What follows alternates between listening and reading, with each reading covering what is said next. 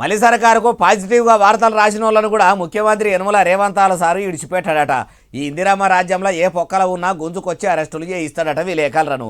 పొగిడినట్టు కూడా వార్తలు రాసినాక అరెస్టులు చేయించుడేందే బాలన్న, అట్లే వాళ్ళ కనిపించే ఇట్లా చెప్పబడితే అంటారా? ఇగో తలసాని సార్ అంటున్నాడు నొర్రి. పొలిటీషియన్ అయిపోయింది, ఇంకా మీ ఫోర్త్ ఎస్టేట్ మీద ఉన్నది మీకు. మీరు ఎంత పాజిటివ్ ఉన్నా మళ్ళీ మీ మీదనే ఉంటది అని చెప్పి ఎందుకు చెప్పినా అని అడిగితే మాకేం తెలుస్తుంది, మీరే చెప్పుండ్రి. పరిపూర్ణాచారి ఆ పిల్లోడు, అతను దగ్గర నాకు తెలిసి 6 ఏళ్ల నుంచి గాంధీ భవన్ దగ్గరనే ఉంటుండే. ఇక మరి అట్లుంటుండే లోపటేస్తే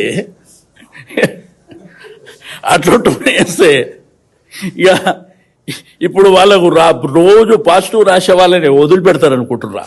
వార్తలు మంచిగా రాసిన వాళ్ళను కూడా వదిలిపెట్టాడు అంటున్నాడు. అయ్యా తలసాని శ్రీనివాస్ యాదవ్ సారు, మళ్ళీ ముఖ్యమంత్రి యనమల రేవంతాల సారు మంచిగా రాసిన జర్నలిస్టులను కూడా అరెస్టులు చేయిస్తుండు అంటున్నారు కదా.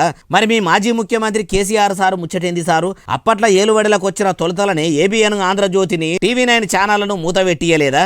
మీరిట్లా చెప్తుంటే ఎట్లున్నదంటే ఓ దొంగతనం చేసిన మనిషి వెనక ఉన్న మనిషి ఇంకో దొంగ గురించి శుద్ధి చెప్తున్నట్టే ఉన్నది. అయినా ప్రజాస్వామ్యంలో 4వ స్తంభంగా ఉన్న జర్నలిస్టులు కూడా ఉన్నట్టు రాయాలి. ప్రజల పక్షమే ఉండాలే గాని కొందరు మీడియా జర్నలిస్టులు ఏ ప్రభుత్వం అధికారంలో ఉంటే ఆ పార్టీకి వంతవాడు, ఒకటే జోకుడు, వార్తలు రాసుడు, పార్టీకో ఛానల్ కూడా మోపాయ, ఎవల గురించి వాళ్ళే డబ్బా కొట్టుకునుడు, ఏది నిజమో ఏది అబద్ధమో తెలియని పరిస్థితి. ఈ నడమ సోషల్ మీడియా వచ్చిన కాడ నుంచి నిరీ అద్మానము, అసలు ముచ్చట ఏందో ఉత్తముచ్చటేందో తెలియని పరిస్థితి దాపురించింది. నివద్దే చెప్పాలంటే నిజం నిలబడ్డంత సేపట్ల అబద్ధం ఆడకట్టు అంతా తిరిగొచ్చినట్టే అవుతుంది అంటుర్రు ఈ ముచ్చటిన్నోళ్ళు.